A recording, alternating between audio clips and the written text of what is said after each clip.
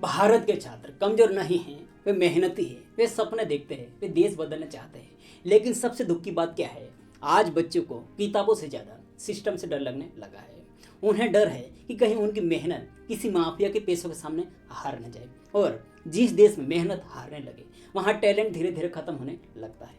एक तरफ भारत कहता है कि हम डिजिटल इंडिया बन रहे हैं, आर्टिफिशियल इंटेलिजेंस आ गई है, टेक्नोलॉजी आ गई है, लेकिन दूसरी तरफ 23 लाख बच्चों का भविष्य आज भी पेपर लीक माफिया के भरोसे है।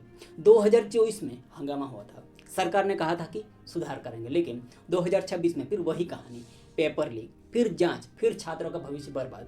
लेकिन सिस्टम से सवाल है, आखिर भारत में एग्जाम सुरक्षित क्यों नहीं?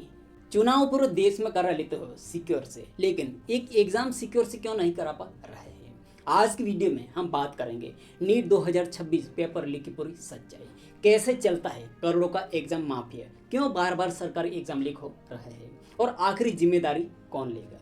भारत में नीट सिर्फ एक एग्जाम नहीं है, ये करोड़ों परिवारों की उम्मीद है। हर साल लाखों बच्चे डॉक्टर बनने का सपना लेकर इस एग्जाम में बैठते हैं। कोई गांव से आता है, कोई गरीब परिवार से आता है, कोई अपनी पूरी जवानी किताबों में झोंक देता है। लेकिन जब सिस्टम ही ईमानदार न रहे तो मेहनत का क्या मतलब बचता है? 2026 में फिर वही हुआ जिसका डर था हर छात्र को। नीट यूजी 2026 एग्जाम के बाद पेपर लीक का आरोप लगा, घूस पेपर वायरल होने लगे, जांच हुई, सीबीआई तक मामला पहुंचा और आखिरकार एग्जाम कैंसिल करना पड़ा। अब सवाल सिर्फ पेपर लीक का नहीं है, सवाल यह है कि भारत का एजुकेशन सिस्टम टूट चुका है। आखिरी 2026 में हुआ क्या है?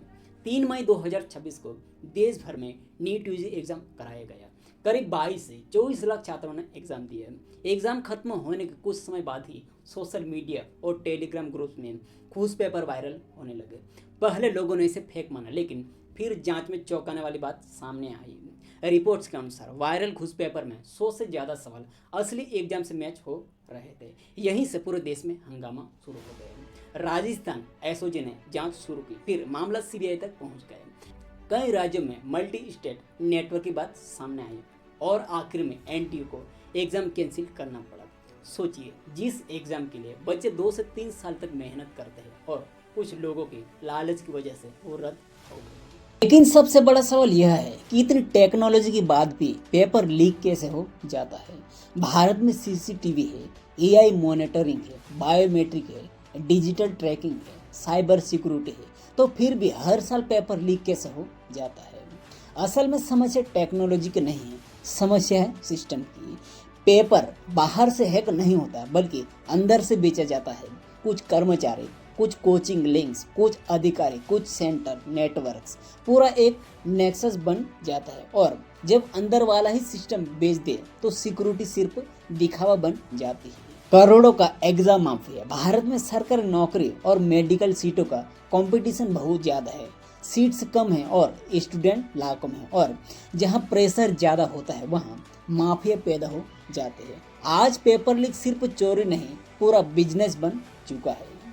2024 के बाद भी सुधार क्यों नहीं हुए? सबसे शॉकिंग बात तो यह है कि 2024 नीट कंट्रोवर्सी के बाद सरकार ने कहा था कि एग्जाम सिस्टम सुधरेगा, सिक्योरिटी बढ़ेगी, रिफॉर्म्स आएंगे, लेकिन रिपोर्ट्स के मुताबिक कई बड़े बड़े रिफॉर्म्स अभी तक पूरी तरह लागू ही नहीं हुए।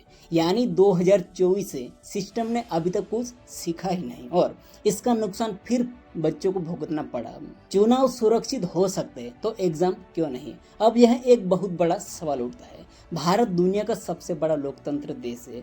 पूरे देश में इलेक्शन होते हैं, लाखों ईवीएम्स जाते हैं, सिक्योरिटी रहते हैं, मॉनिटरिंग होते हैं, तो फिर एग्जाम सिक्योर क्यों नहीं हो सकते? क्या सरकार चाहे तो नहीं कर सकती? बिल्कुल कर सकती, लेकिन शायद स्टूडेंट की मेहनत को उतनी प्रायोरिटी नहीं दी जा रही है जितनी दी जानी चाहिए।